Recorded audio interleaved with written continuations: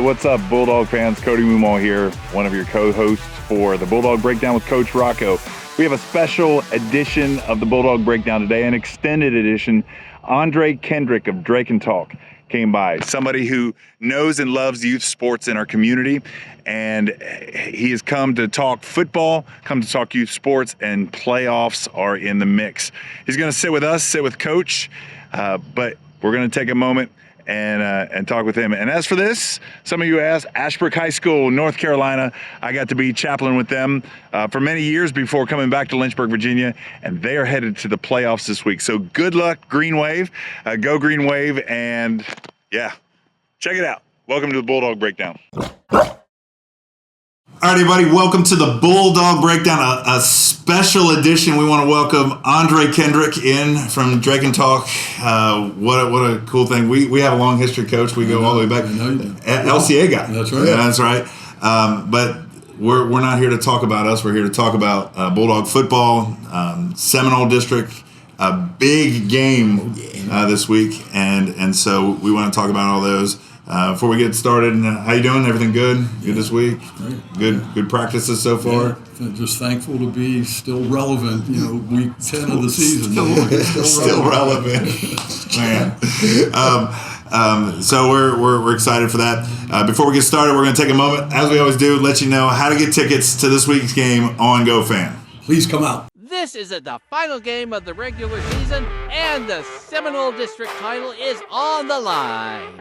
The Bulldogs and the Cavaliers are going head-to-head this Friday night, and you don't want to miss it. Sabre Stadium at Jefferson Forest will be packed with football fans from all over, students, families, alumni, everyone will be there. But here's the key. Skip the line at the ticket booth and get your tickets online right now on GOFAN. Just click the link in the description.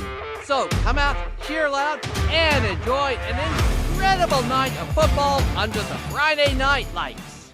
It's time for the Maddox Power Play of the Week, brought to you by Maddox Air, Electrical, and Plumbing, keeping your home running strong. Let's check out this week's big-time play. Maddox, let's get started. A mid-October showdown with the EC Glass Hilltoppers provided Seminole District drama, as every game in this conference has the potential to vault a team into the playoffs or crush their hopes. Early in this game, with the Bulldogs already up by 2 scores and driving to put EC Glass on the ropes, it was 2nd and 6 from the Hilltopper 36-yard line when Gideon Davison took the handoff, breaking it left in search of a gap. But as defenders closed in, Gideon just didn't break 1, not even 2 or 3. With relentless determination, he broke a 4th tackle, darting back to his right, and then it was a sprint, a 64-yard dash to the end zone. This huge play put the Bulldogs in full control of this rivalry showdown. That was your Maddox Power Play of the Week, brought to you by Maddox Air, Electrical, and Plumbing. When it comes to your home, Maddox says, let's get started. All right, everybody, we're back. Please get your tickets at GoFan. I feel like this is going to be a well-attended game. You guys feel that way? It's going to be flooded. It's going to be flooded. It's out at Jefferson Forest, and what a great facility to go play football in. We're having Andre here. I get very nostalgic back in the day when I remember going and watching when Anthony Poindexter was out there playing. What an incredible athlete. As much as he was great there. Then it was dirt, though. It wasn't a turd. It was dirt back then. It was dirt, dust. Yes, it was. Yeah. But if you wanted to be great back in the day, you had to beat Jefferson Forest. Oh, yeah. And that's kind of where we are right now. Is 2 great teams coming to a head. But Coach, before we jump into the game, and Andre, I want to invite you to any questions that you have. I typically just start throwing things off my head. Oh, yeah. Jump in, comment on it as well. Yeah. Looking back at this whole season, here we are undefeated again this year. But coming into the year, there was a lot of questions. You got a young quarterback, Tyler Jackson, is a freshman, and not just freshman. He's a little guy. He had his 15th birthday early in the season, and so you start out. We got a 14-year-old playing Salem High School. Yeah. I mean, what a thing. You had questions on your lines that needed to be answered. Obviously, you got Gideon Davidson, which teams can key on him, but you've had several people step up. some of the things that you were looking to see, whether you had a team or not. Tell me how you've seen your team improve over the year. Yeah, it's been an amazing year. I remember having conversations with you early saying that, we just haven't gelled yet. There's things about our team that I just feel like we're misfiring. And, I felt we had pieces, and maybe it was the coaches, maybe it was me not kind of identifying where people really should go and where they fit best in the overall grand scheme of things. But, in the last probably 3 weeks now, I feel like we've gotten people in the right spots. And, some guys that were playing early are playing a little less now. Guys that weren't playing much are now playing a little bit more. They're playing in positions that maybe we didn't see them originally as filling in for, but they're now playing there and doing a good job. So I really think we've gotten, in the week 7, 8, 9, where we've gotten things all put into the right place. And, I joked with you guys earlier just about still being relevant in week 10. I mean, that's real. When you're at any level of sport, when you're in the last week of the season and it still means something. Oh, yeah. For a high school kid to be able to experience, this game Friday night in a big crowd and playing for a championship. And, that's what it's all about. Yeah. This season, I wonder if there's any way for you to look back and pinpoint one game as maybe their best performance today. Is there a game where you felt like they were firing on all cylinders? Unfortunately, I think Glass was one of the games we kind of got everything in the right spots, and we played a very complementary football game. Our special teams was very dominant that night in addition to our offense and defense. And I mean, as you saw, they beat Heritage last week. I mean, that's a really good team. So for us, I forget what the score was, but we won fairly handily. And to say we're going to beat Glass by that, I wouldn't have thought that going in, but that just goes to show you that was a game where things really came into focus for everybody. Yeah. What are you seeing? Well, I'll be honest, Coach. One thing that I noticed I said early in the year, we came to a couple of the games and I was like, hey, LCA, they haven't even got halfway to how good they can be yet. And it was just because, you're coming off, you're losing Tyler Murray. No doubt, yeah. I mean, you're losing some studs, but it's almost like that reload type thing. Yeah. And, quite naturally, I'm like, I know it'll take a little time. So, LCA going, they not even got there yet. Yeah. So, Coach, just talk to us a little bit about, you said that you saw early in the year some of the things you had to work on. Right. Now that you got some of the things that you are pinpointing and you're hitting on all cylinders, talk about how important it is to be able to rest your starters.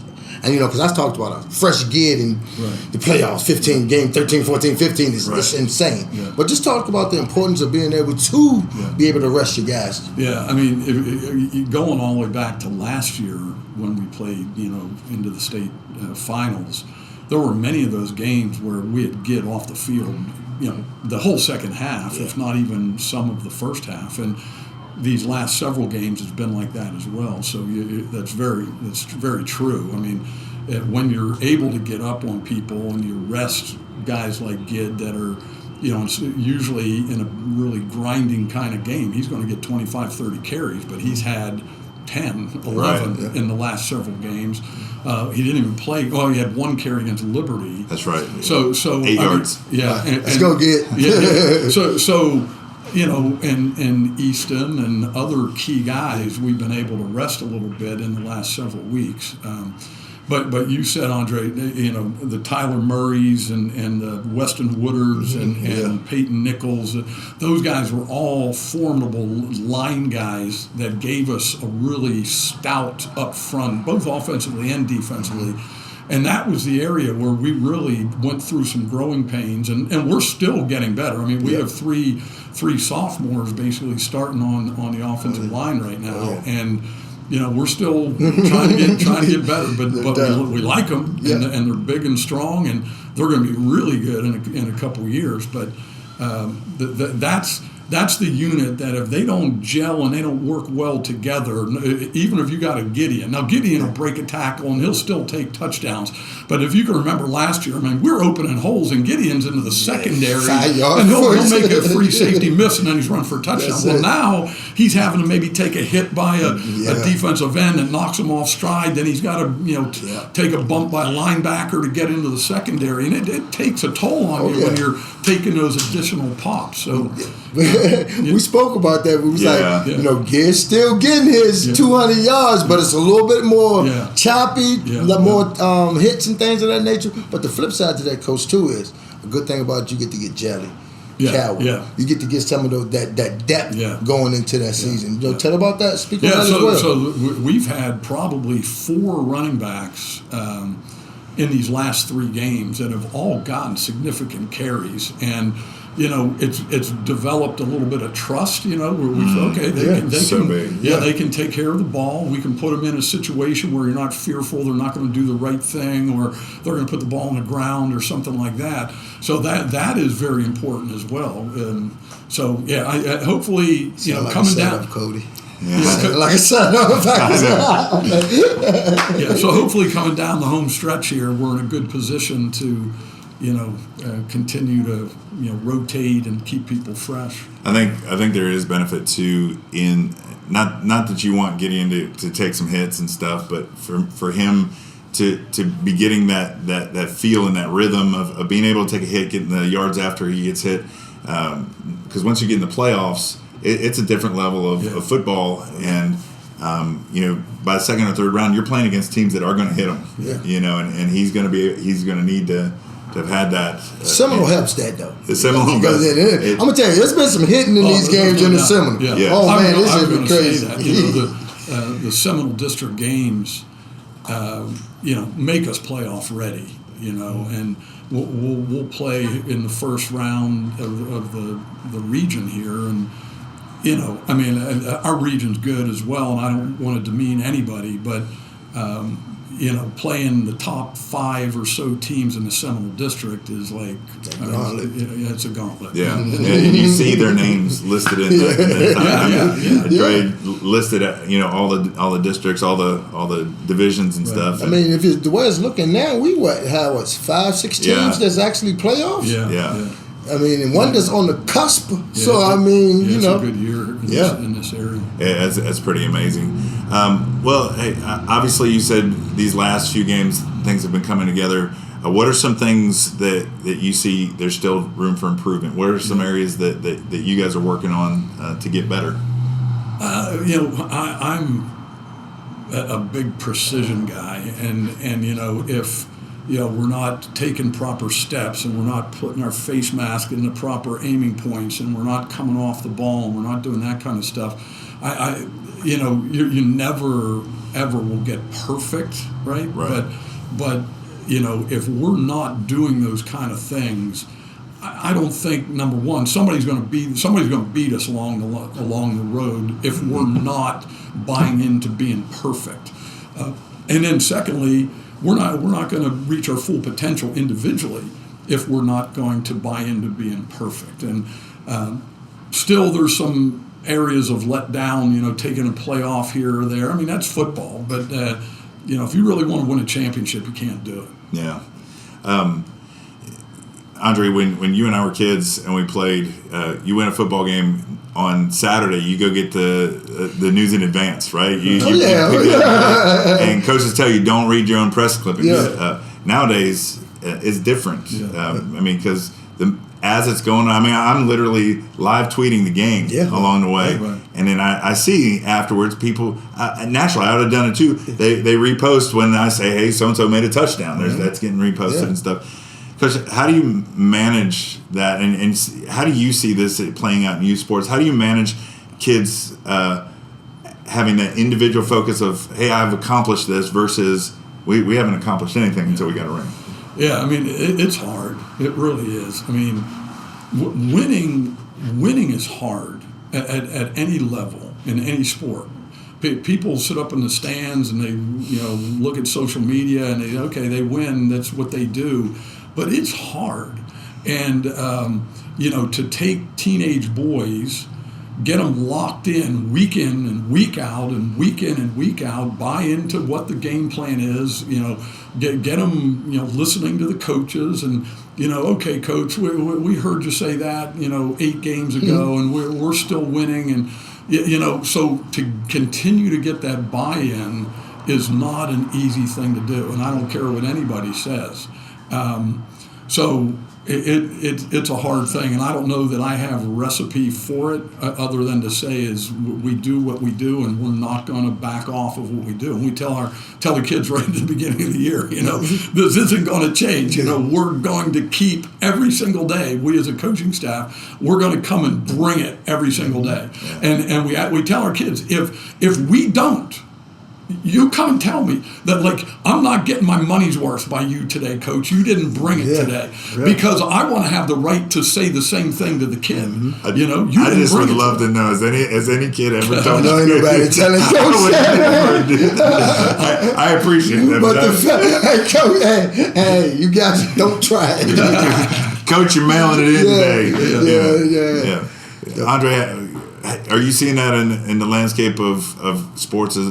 The kids excited about seeing themselves on social media and posting their clips. And it's a little different because, I look at it a little bit broader as well because, I'd rather see you posting all your clips or you sending me all your clips to post instead of me seeing your mugshot.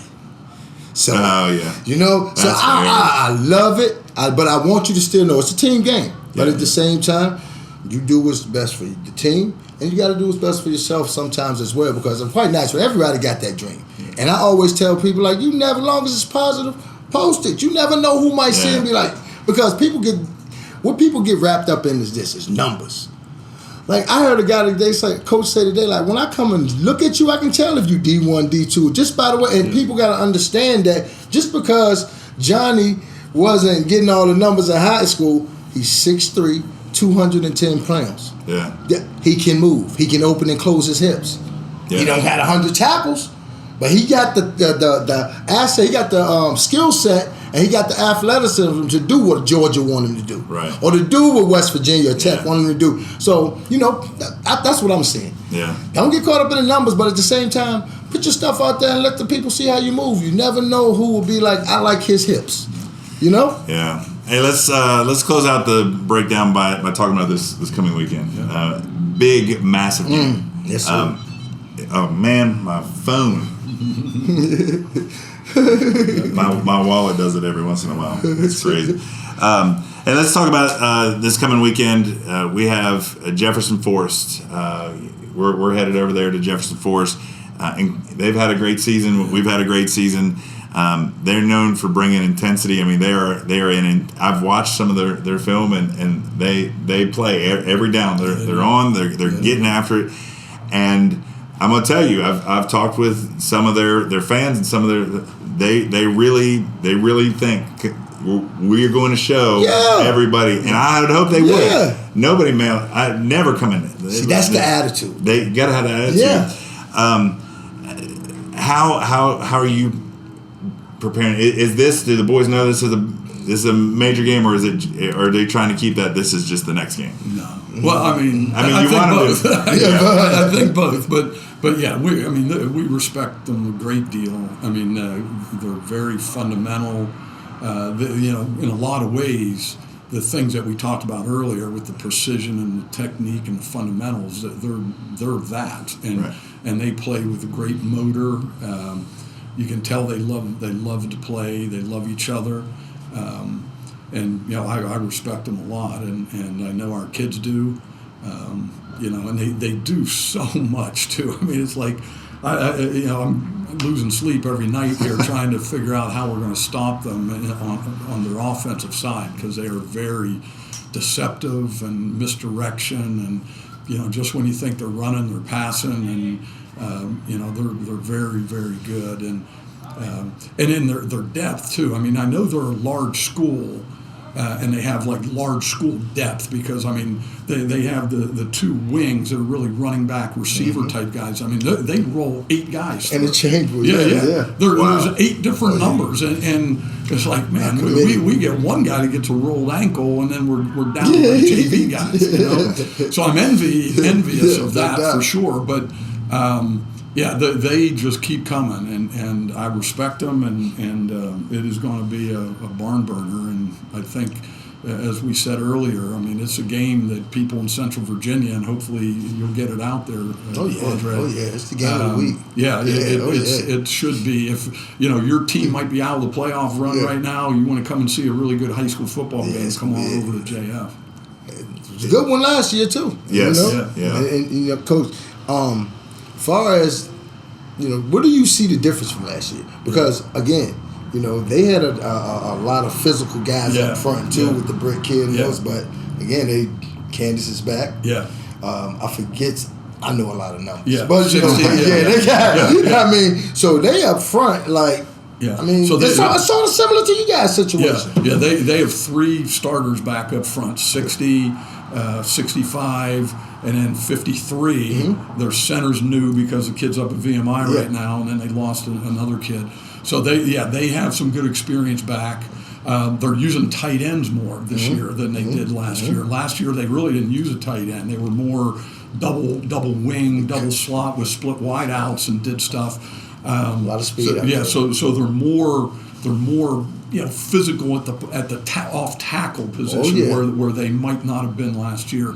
I've been really impressed with how their quarterback has developed. Their kid last year was a stud. He could throw. He was 220, 230. He could run the ball. Well, this kid is kind of filling right into his shoes, and he can throw and he can run. So I mean, it's. I can't say enough good things about him, and I'm not just blowing smoke. I mean, they don't get to have their record without having a good team. It's a fumble away from 2 undefeated teams playing for the title. Yeah, right. And still, Coach. I mean, I know the step 1 in the goals, Seminole District title. Right. You already got a piece of it. Yeah. I know that you don't want to share it. Yeah. I know you don't want to share it, but and people and explain to people not just what it does for the Seminole. But explain what it does for playoff implications for both teams. Yeah. Because if JF win, they might slide to 1. Yeah. And that means more home games. Yeah, exactly. But just talk about the importance of that. We don't know quite. Right now, the way the poll came out, it said that we're at least guaranteed a first-round home game. But obviously, just like last year, it benefited us greatly to be able to play the whole 9 yards here. Mm-hmm. So a win against a JF team that has 8 wins, they're a 4A school. I mean, that's going to be super insurmountable points for anybody else to overtake us. Quite honestly, even a loss against a big school like that with a lot of wins is not as bad as so you'll still get some good points there, but still the second place Allegheny team or whatever, if they win, whatever their points are, they could pass us up. So we might not be able to host the whole way. So that is extremely key. I don't know necessarily what JF. You would know better what their playoff implications are. 2 right behind 8-1 GW, but I would imagine because you guys are number 5 in the state, 5 or something. I think those points would boost them to the. I mean, I'm thinking that's just an assumption. So the bottom line is what you're saying. The winner is going to take off. Home. And home is great. The dog pound all the way through. Or the I forget the name of the platoon. The platoon. Yeah. You got 2 great. Let's talk about them guys. They got 2 great school and student bodies. Right. I was going to ask about that the dog pound because in this area, JF's student section. They are for real. And I didn't get to go to the one out there 2 years ago. And so I'm really looking forward to JF fans. I'm calling you out. Like I've heard it's something special. The platoon. And LCA Bulldog fans, like it's one thing to come out here, but we want to see you guys cross town because for both teams, there's nothing more special than to have a full stadium, everybody going nuts. You don't got a kid playing somewhere. You got to come out to this. If you want a hard note, because I'm gonna tell you, both of you guys are physical. JF physical, you guys are physical. This is gonna be one of them old school. That's what I'm looking forward to. I just wanted to be one of those crazy games. No, Coach, I take a hit right now. I'm gonna be on the shelf for about 2 years. So, I told him that I had a little bit of hard feelings towards him because, like, I was an older guy coming through school, and I'm like, oh man, Andre's gonna leave a legacy here at LCA, and then had to go play glass, go live it up at glass. But we loved it. It's really cool how God crosses people's paths. Right back. And the game of football, it can be a part of that. Yeah.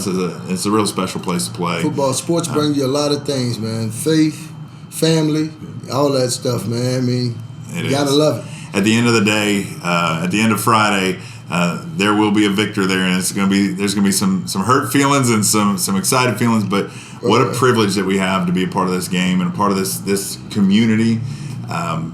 Coach, you got anything as we get ready to wind up? Anything as far as what you're obviously excited to coach the game, but what excites you about this game? Yeah, I mean, I just think that having two quality schools represented.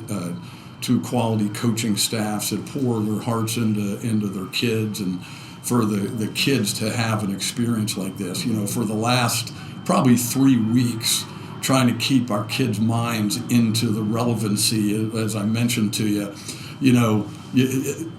7 weeks or week 7, there were schools all around the country that their season was over. They're just playing it out. They're really putting their pads away. And then in week 8, more teams fell by the wayside. And week 9, more teams fall by the wayside. So when you're in week 10 and you're playing for a title, I mean, it is a privilege. And hopefully our kids realize that. I'm sure JF realizes it, and that's why it's so special.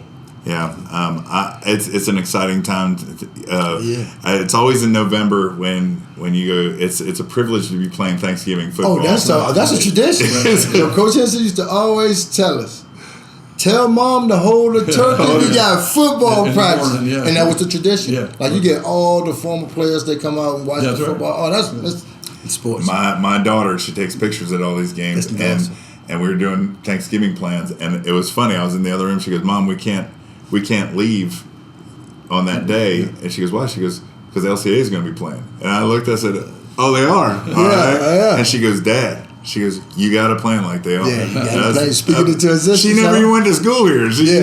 But she's been a part of the community. And it's so much fun when you have that opportunity. I do got one last question for you, Coach. Do we get regular season Rocco, or are we in playoff Rocco? We talking about that. I mean, I just want to know. I know really? Two different people. How are they different? Tell me. Stop, Coach. I'm gonna let you. We'll talk about it after the season. When you win. How about that? I ain't gonna give you secrets away yet, Coach, because I still gotta meet you one day. I ain't gonna tell you. I know. I'm anxious to know what you meant by that. Yeah, Coach. Before we close it out, Coach, Andre and I, we talked a lot about coaches and the importance of coaches in the lives of kids. You've seen Andre and what he's done. We've just been talking to how he invests not only in the elite high school football moments. These moments are easy to show up on a camera for. Yeah. Tell me, what's it like to have a guy like Andre investing in the community? I mean, every time Andre comes over, I told him, I roll out the red carpet. Yes, he did. What do you want? You want to be on the sideline. You want to come into their weight room and interview in the weight room. Whatever you want, because... and it's not, I'm very thankful that he puts time into promoting LCA Bulldogs. He did our volleyball team just the other day. But it's what he does for high school sports, and youth sports. So, anytime you're promoting, youth sports and you're doing it in a positive way, man, you got me on, I'm an ally. I want to help you in any way I can. So, we appreciate being appreciated, Coach. And how long have you been doing it now? How many years is it? This is 4th season. This is actually the 4th football season. I remember when you first came over here. And it's amazing how you've grown and how this is taken off. It's blown up. But it's because what you're doing is important and it's helping people. I love it. Like I said, I tell people all the time, this do more for me than I think I do for the community, just because I just the different, people get wrapped up into all the stuff that's on the surface. I like to hear them stories. I like to hear them triumph, tragedy, triumph type stories, and just see. That's what it's at. That's what I get out of it. And somebody come up like Dreken Talk, because my name ain't Andre. No. Yeah, no, it's Dreken Talk. Yeah. So okay, I'm gonna change my name to Dreken Talk. But it's just beautiful. Just Coach, and it's a lovely thing. So I really appreciate being appreciated. And Coach, again, we appreciate you always rolling out the red carpet for us. It means a lot. It really do. It really do. Yeah. Well, Andre, I love you, man. It's a privilege to be. We talked about doing this for a while. Yes, we did. It ain't the last time. I know. You got to come to my show now. I'll be glad to do that. Yeah. Hey, it's been an extended edition. We got to talk a little bit beforehand. Got to hang out with Coach. Next time that we see you, we're going to be talking playoff football. I cannot believe it's going to be so excited. Hey, remember, Bulldog fans, everybody that's watching, this is a week in our community, in our country, where a lot of people talk about division, but we're reminded in moments like this when we watch football, watch guys come together, we watch community come together, that this is real. Love each other, care about each other, and do us right. Do the kind thing. Hey, anything else? No, man. Love you, Bulldog Nation. Be out there Friday. Hey, go Dogs. All right, everybody. Welcome. Hey, good to see y'all on Facebook. My name's Cody Mummau. Class of 93. Class of 93? Wow. Back at LCA, man. Yeah, man. That's wild. And we got here, for those of you on the Bulldog Breakdown, Andre Kendrick. Legend, I'll call it. You won't say it. I'll call it legend of EC Glass. Yeah. And but before then, he roamed the halls of LCA long time ago. Yes, indeed. Yes, indeed. And got to use that to connect us a long time ago. Yeah. So what a privilege to be back here. Wow, man. Things come full circle. And to be loving on students and sports. I appreciate you joining us on the breakdown today. Appreciate the invite, Coach. As long as you can hang out with us, I want to chop it up a little bit with Coach. We got it. And stuff. But that's my guy. One of the things that I've loved watching about you is how you invest in youth, invest in the community. For those of you that don't know, you give a quick follow to Dreken. Is that how you say it? Because Dreken Talk. Dreken Talk. It's almost like but it's Andre Kendrick. Yeah, I know. It's Dreken Talk. I'm a talker, so I can talk, and I just put and my name Dreken, so we put it together. So let me ask you, what led you to start the Dreken Talk podcast? It was kind of crazy because my mom died in 2020, so COVID. I moved to Florida, and when I moved to Florida, I met a young lady. Her name was Daniela. And she always was just like, yo, Dre, you mad cool, man, you need to get a podcast. She used to always talk about it. I'm like, I don't want no podcast. That's not what I was into. I was there to kind of clear my head, get things together and stuff like that. But, one thing led to another. I think I did my very first thing. I said, I'm going to try this thing out. I did an interview with her just to try it out. She was into, modeling and all types of, things of that nature. So, I kind of, practiced on her. And then I just did a monologue about boxing, the big debate, who's the best, and I'm a big Floyd guy. I like boxing. I watch boxing back in the day and currently and present. So and just want to throw a plug out there for my guy Austin and Deonda and Scott Cujo. They're fighting this Friday. Okay. Top Ranked Boxing, ESPN Plus. So that's big for the 434. So shout out to Austin, the Native Nightmare. Deon wanted to show that shout out to him. But yeah, that's pretty much how I started. I remember watching the fights on cable, watching Sugar Ray Leonard. Old school box. Old school boxing. Yeah. Well, that's awesome, man. Well, let's dive a little bit into this. Is the exciting part of the football year, and we'll talk with Coach about the matchup that's coming up. Yeah. But you have a unique perspective in that you get to kind of go and see all the teams, see everybody, get to know everything. So you're watching all the teams across the area. How would you describe the current landscape? Let's just talk Seminole District, because that's right here. We can talk statewide in a little bit, but Seminole District, what's the current landscape of high school football teams as we gear up for the playoffs? I mean, it's always, I call it the Seminole District Gauntlet. You always got those group of games where you got maybe four, no disrespect to some of the teams that hasn't been as successful in the past, but you always got those 4 or 5 games in the Seminole District between those teams that it's going to be a nail-biter. Case in point. I mean, you never know what's going to happen. Case in point last week, Heritage and Glass.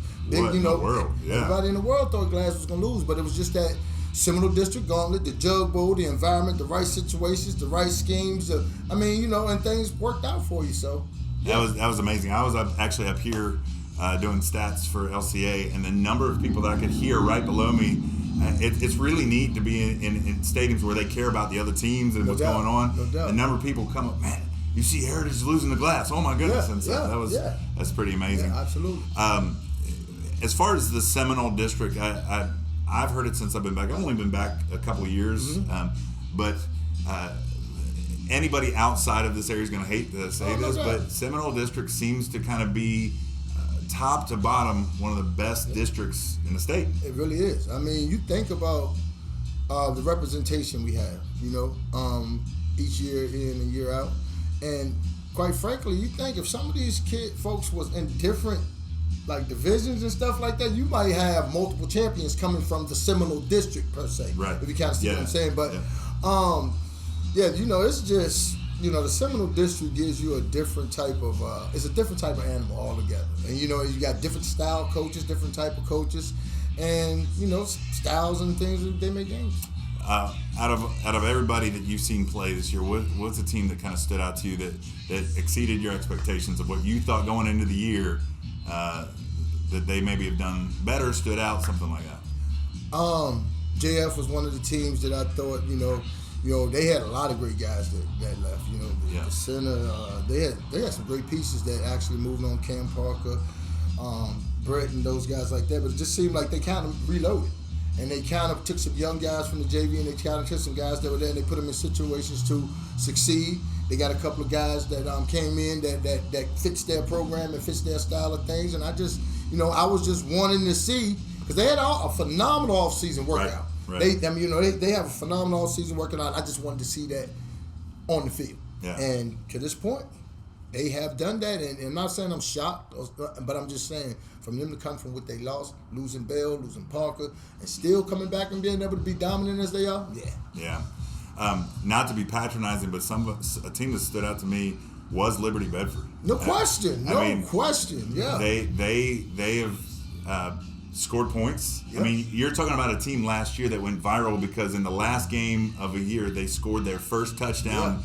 Had a whole dorm up here at Liberty University was there, going nuts for them. And this year they're scoring. I think they only had 2 or 3 games where they didn't score a touchdown. They are literally putting together drives. Yeah. They're stopping people. Right. I mean, it's about only a matter of time for them. And the thing about it is, like I said, I don't give any type of sympathy stories or nothing, because I'm sure Coach Robinson and those guys wouldn't want. Nope. But at the same time, man, you have to. Sometimes you can judge a program through fight, through effort, through getting better.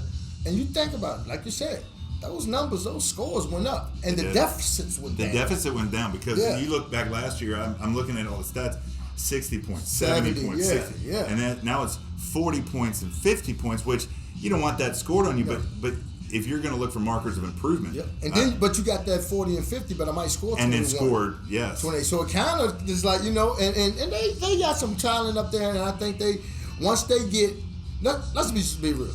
A lot of teams wouldn't survive in the Seminole. A lot of teams will go 0-8, 0-8 in the Seminole. Right. Let's just be real. Right. So once they get to the level that's fair to them because of school and what are all the rules, VHSL rules, but once they get down there and they start competing with folks that's on their level, they're gonna be fine. Liberty Bedford's not no stranger to state championships. That's right. So I remember when we were kids, they were something. Always had a good team. Always had a good team, no doubt. Hey, let's switch gears a little bit. I want to talk about you, your passion, because football's not the only thing for you. I mean, you care about youth sports. High school football is one thing, and you're always around, but you're active all year long. Yeah. Man, there's a helicopter going around right now. They're coming to watch. What's been the driving force behind your passion to see these students succeed overall? Well, it's always about the youth. You know what I mean? And sports is just, I always say sports is just a way to get them there. And it's just something, I tried to go away and clear my head and do something totally different, but it just seemed like the Lord just keep bringing me back to the youth, to this, to that. And my whole thing is I had a chance to watch firsthand develop kids from the age of 6 years old to I think our last set of folks from the first elite squad, I think they're seniors now. I think we may got a couple of sophomores, but to see that production from these kids from 5 and 6 years old to now, high school, college graduates. Not only high school graduates, college graduates. Kids that's been, played college sports. Kids that didn't use athletics for their academics to be bankers, financial planners and stuff like that. And when I see that and I see the formula and the work that went into that, like now I sit back and I just be like, man, this is really what's needed. This what can happen, and not just me, but I think us as a community, I think us as a whole, we got the tools to make this place the crop. And not just for sports, but for entertainment, for writing, for poetry, for bands. We got a lot of stuff going on, like the track team at Heritage, they win state almost every year, but do we hear about it? Right. So, I mean, even though that's a sports-related thing, but my thing is we want to bring the stories. We want to bring you we don't want to just, we want everybody to be represented, and I think that's what we try to do. You send it in, we post it as long as it's positive. That's awesome. Yeah. That's great. When you look at the impact of your work, I mean, you've been doing this for a while, and I've seen the awards that you guys have done, and when people see you reach out, I'm sure you have people that tell you, hey, that meant a lot to me. Tell me what you see. I know you don't like to toot your own horn, but where do you see this being an impact? Where you've made an impact? Well, one thing about this is the exposure part.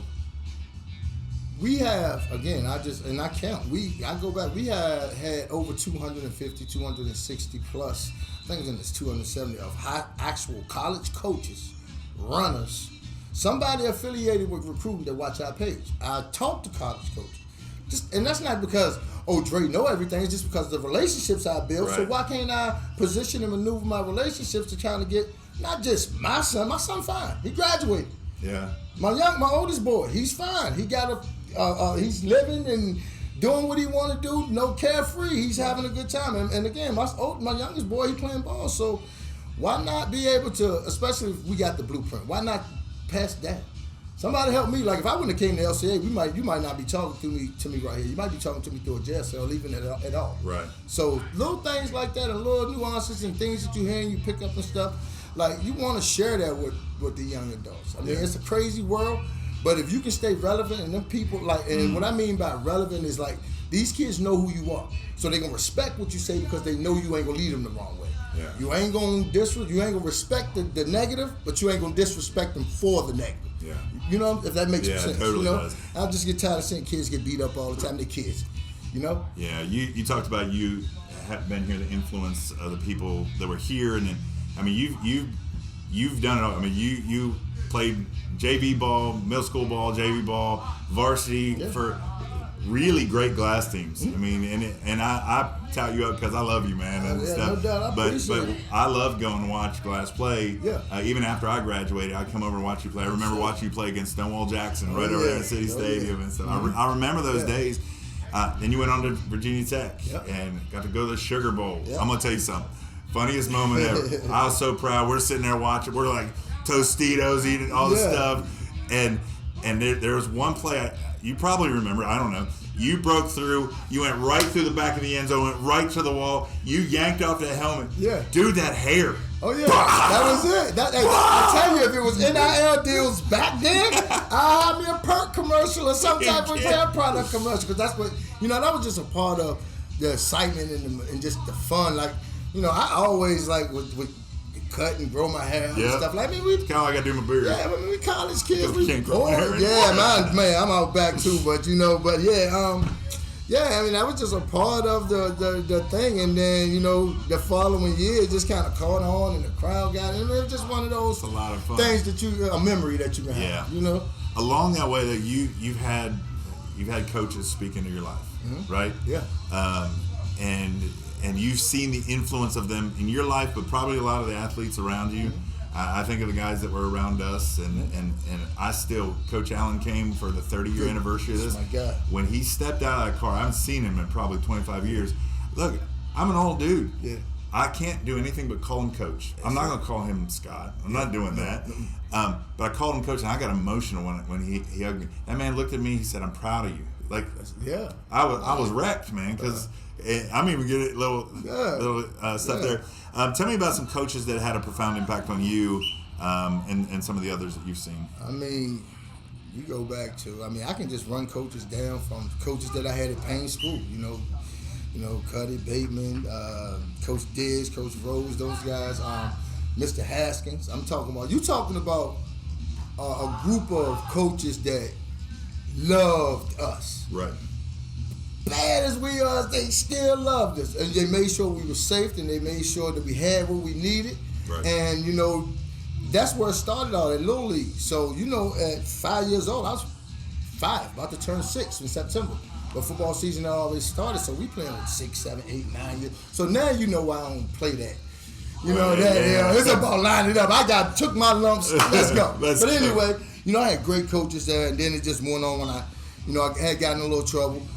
You know, came to LCA. The best thing happened in my life, because you know it just put me back on that playing field that I needed to be on, that path that God had me going. And not only that, Ronnie McGuire. I mean, you know, he was here. Like, McGuire was my guy, man. I love McGuire. You know, and it wasn't nothing like, Coach McGuire was one of those guys who was like, I know you the star, and I know you better than all these guys over here.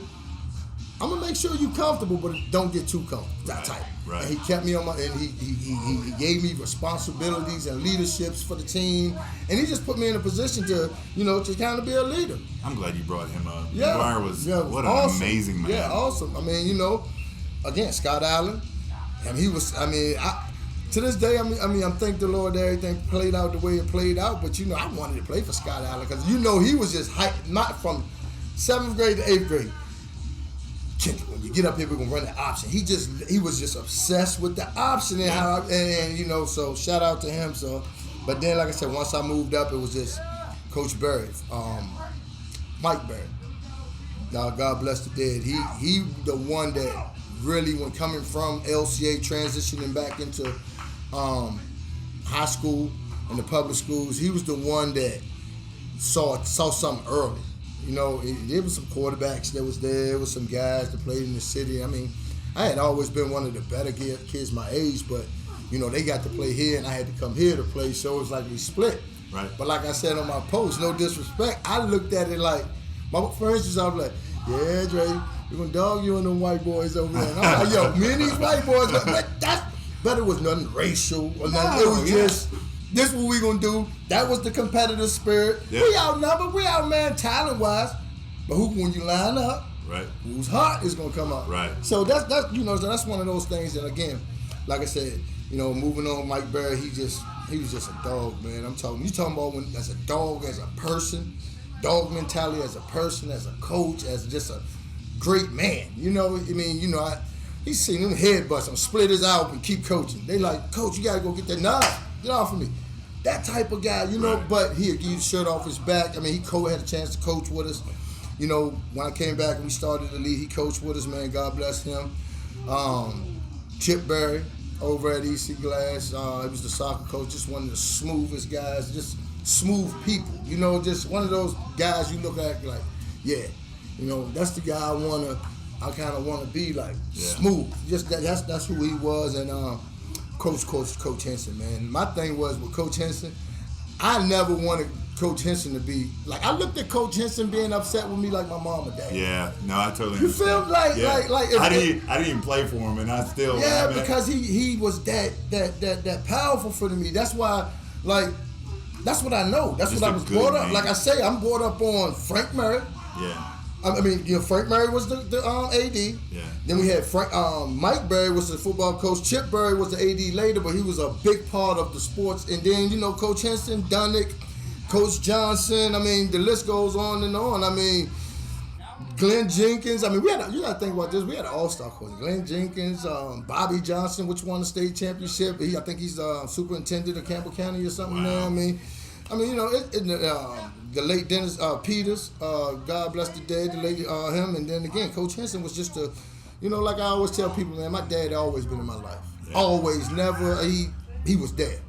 I would never call another man my father. Right. That's who my daddy is, you know, and that's who he is. But next is Coach Henson. Yeah. Oh, yeah. You know, yeah. just and like I said, just because, and the feeling that my parents expressed to me later, being able to know that they going to school with somebody that they respect enough to discipline me, and that they respect enough to know that's going to lead me the right way. And then, and again, once that's high school. Then and it just keeps going. I get to college. Coach Billy Height, Coach Bud Foster. Bud Foster was the first one I think that really kind of discovered me in camp. Right. I was just intercepting everything. Right. Phil Almation, he was the defensive coordinator. He was a DB coach or something out there, and I think he got the job at Washington the following year. He offered me my first scholarship. So, Foster always was that guy. He showed me love. My guy Ricky Buss, the offensive coordinator, he recruited me, man. Said to my mama. My mama loved Ricky. My mom and pops, they loved Coach Buss, man, because he was real. And quite naturally Beamer, but. When you come to, when I got to Tech, Coach Billy Hype, I'm talking about, he took over the reins of teaching me to be a man. Yeah. All the bull crap that I was into and my mind was clouded. He gave me the blueprint on how to conduct yourself as a student athlete, as a man, life after football, all that. I wish I would have listened to him, because I got to tell him all the time, Coach, man, if I would have listened to you my senior year, without football, I would have been a millionaire and I would have been able to help more. But because of me trying to do it my way and not listen to exactly what you said and the way things fell out, it's just you blessed to have people like that. And I've been blessed all my life. I can't say that I've had any coaches. I mean, Mike DeFreeman, basketball coach, he was a guy that looked out for us and stuff too. So basketball. I figured about that. Yeah, people don't know about my basketball coach, man. They don't know about that, man. They don't know about that. There might be a reason for that, Drake. I guess you're right, but the basketball coach. I mean, you could play. I remember. I do remember that. Yeah. But there's some. I don't know, Cody. Yeah. Look, the interesting thing is to me is that was 93, 94, 95, 96, and you call out those names. Oh yeah. You hear that, right? I mean, you hear, for him, that those are so influential. He remembers those names and what they meant to him. Coaches have such an influence, and if you're in a place that has a coach that is not only teaching the X's and O's, but investing in kids. I mean, you think right here, Coach Rocco.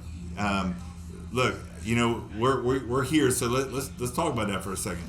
I tell people all the time, and there's a reason I have you here, not him sitting with us. Because he'd be horrified for us to sit and elevate him a little bit. Yeah. But I've been back for a couple years, and I remember when we first came back just to tour the school. My son wasn't even going to go back to school; he was doing it online. Yeah.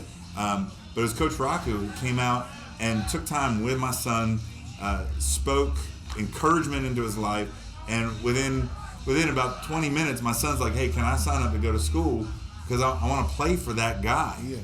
And I've heard a lot of stuff about why LCA is good, and the unfortunate thing is that people sometimes don't want to just stop and say, LCA might have one of the best coaches to coach high school football. The kids ever in Virginia. And I that I know of personally in Virginia. Right. I mean, I know some coaches outside. Obviously, we don't know everybody. But when you talk about where you from, when you name the greats. When you look at the way that he's able to take a small group of young men. I mean, this team at one point last year was smaller than the team I played on. It was like what, 30, maybe 30 kids? Yeah, well, there's one time where I think there was 28 healthy. And you know what? That's when I wanted to do my research. I said, you know what? I'm going to stop listening to what they say. I'm going to start listening to what LCA say. Yeah. Let me do my own research. Right. So what I did was I got your roster. Right. I did my homework. Right. You had 5 players that hadn't been there over 5 years. Right. Everybody else, it was 9. Not everyone in that 5 even started. Some of the guys that came in late, they started. There you have it. But the thing for me that impresses most, I mean, wins are great. Yeah. Like we're undefeated this year, undefeated, last year, and then the year before lost to Heritage, but still had an incredible year. But when you sit with Coach, he doesn't talk about wins and losses. First, he talks about the young men that they're developing. Yeah. Like, that's his heart's passion, is to watch these guys. He told me the very first thing, because we sat down, I said, Coach, I'm a youth pastor, And I said, how can I come alongside of you? He is, what I want to do is I want all of our coaches and all of our leaders in here to have in mind the 30-year-old men that these boys are going to be. Yeah. And I want them to help see themselves at 30 and who they want to be and what it's going to take to get there. And football is part of that, but it's not all. Small parts. Football to get you there. And so to watch him lead like that, but I mean, we could go all day on how much he cares about the kids and he loves the kids, and you see that. But X's and O's, his adaptation in mid-game. Let's forget about X's and O's for one second. Right, okay. Because the X's and O's is just like the cherry on top. Right.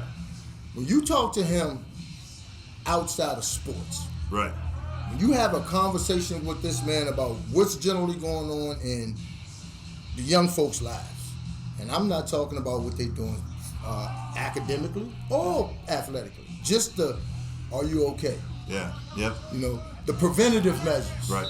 You know? Yeah. You know this player right here is out of whack. You know this ain't who you used to. But before I'm gonna come and make a scene, I'm gonna pull this is who I've seen.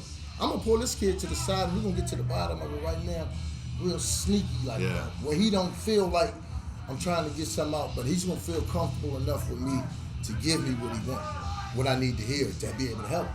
And I think he got that special ability, and it's not just with white kids. Yeah. It's with black. From my experience personally, I can't speak on nobody else's. From what I've seen him in action, just conversations, just seeing how he interact with people, and him not even knowing who walked. I mean, it's just like you can tell that his what he's doing is the anointing. It's what God wanted him to do. But on the flip side to that, he just so happened to be a football mind. Yeah. One of the best in the business. You know, I always give him his props about, you know, I tell people all the time, the way you beat LCA, you got to catch him. You got to go up of him before he gets to halftime because it's over. That's right. I mean, if you know, and I just think he's a great in-game adjuster. And I think there's two different Rocco coaches. I think there's regular season Rocco, and I think there's playoff Rocco. I agree with you so much on that. That's why when that's scary too. And you know the crazy part about that, to the average fan, they see a close game. Right. Oh, man, Rocco it's about to get different. It's going to be a totally different machine in the playoffs. Yeah. I guarantee. Yeah. And that's what people need to understand. Like, I'm not trying to give you, that's the way you beat Rocco. Yeah. And it's just like I say, he just, and his athletes, they are well coached. Yeah. Now, if you go athlete per athlete, down the line with the folks in the Seminole district, I don't think LCA would be, when you come to athlete per, Gotcha. I don't think that LCA would be, I think they would be at the lower end of 5 or 4. If you ask me. Right. I think Glass, I think Westbrook and a couple got more better athletes. But I think it's the hard work, the dedication, the coach, the program, the belief in each other. They're not saying that such and such from such and such. You know what I mean? Yeah. They're not worrying about that. Right. That's part of the warfare. You keep talking about where these kids from or where they get. While you thinking about that, they thinking about driving you into their pole. Beating you. Yeah. That's the difference. Yeah. That's one of the differences. Yeah. No, I genuinely appreciate the way he leads. I watched him the first season that we were here. I was up in the stands out, and I watched a young man on the field make a boneheaded play. Mm-hmm. I mean, selfish play. Somebody that he needed to contribute. He pulled him out and put him over the side. I mean, Christiansburg is the scrimmage. And so we're learning this. Coach stopped what he was doing, walked over, had the conversation with the young man. Like while this stuff's going on that he needed to be in, but I suddenly saw that his conversation with him was personal. Like it wasn't you disappointed me as a coach. It was, I'm doing this so that you can be better. Yeah. And the neat thing was that young man, I've had conversations with him. He had a choice on whether he was going to go the right way or continue to buck the system a little bit. It's neat because he's starting now. Yeah. He's making an impact and a difference. And I talked to him beginning of the season, and he said that moment made a difference for him because Coach was hard on him. Yeah. But he reminded him, I love you and I believe in you, and that's why I'm doing this right here. And I was like, man. And that's one of the things that I always believed in, and us as a coaching staff when we coach, like, if you turn somebody down, because let's be natural, let's be real, we got kids that need, if you're a coach and you coach, some kids you're going to coach hard at. Yeah. Some kids need that.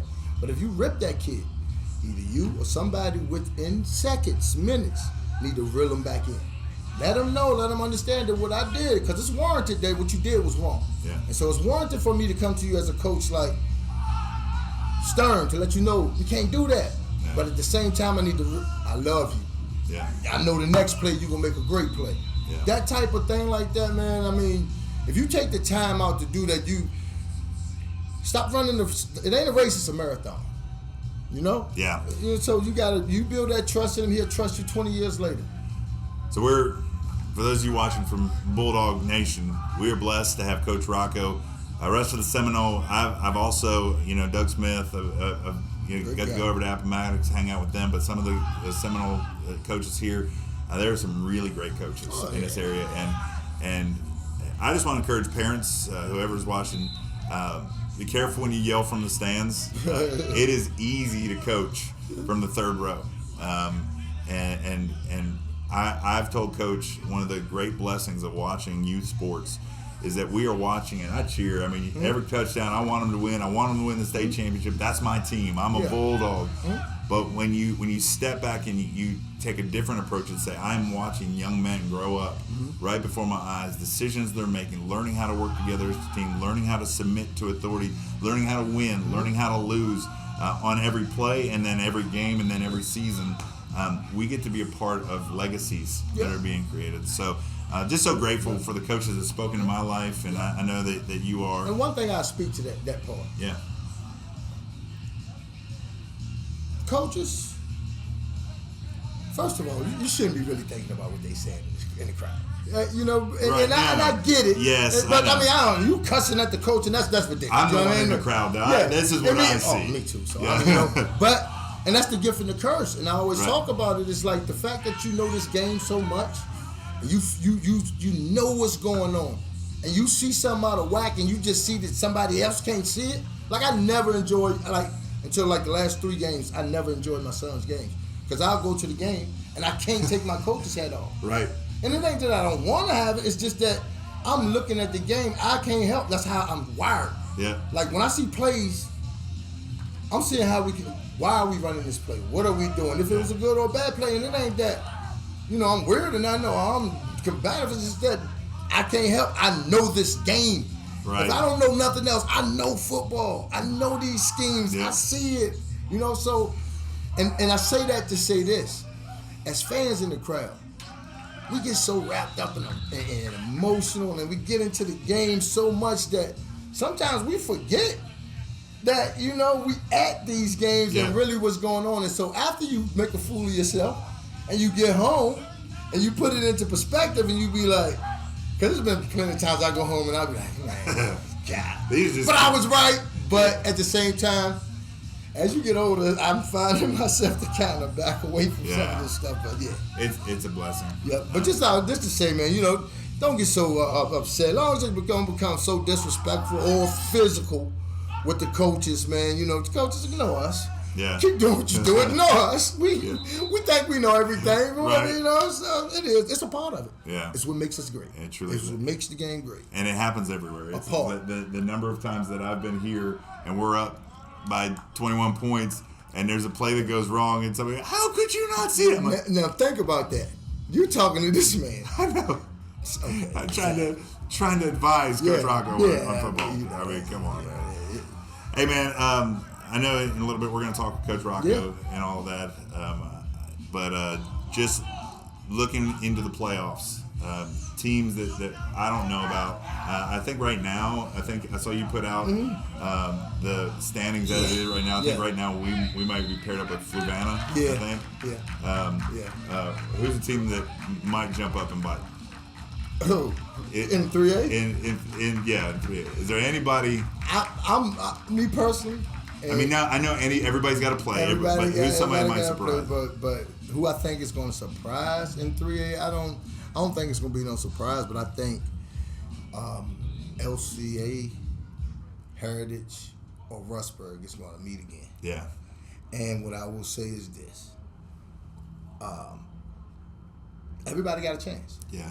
But again, it's not the same guy. Right. It's not the same guy. But at the same time, I like what Heritage did. Now, how they respond this week leading into the playoffs, I know he'll have them guys ready. Yeah. But it's how he responds. I mean, how that plays out. But, and then, again, Rustburg. backs against the wall. They did, and they got a squad. And then I say this: that was the team that I thought that was going to really give LCA a run. Rustburg? I did think that. I tell you what. I don't want to give a blueprint for how to do it, but I saw it. Yeah. I did. Yeah. There was a way it could have been done. I'm on the Bulldog Breakdown. Yeah. Here comes Coach Rocco now. He doesn't want me getting everything. Okay.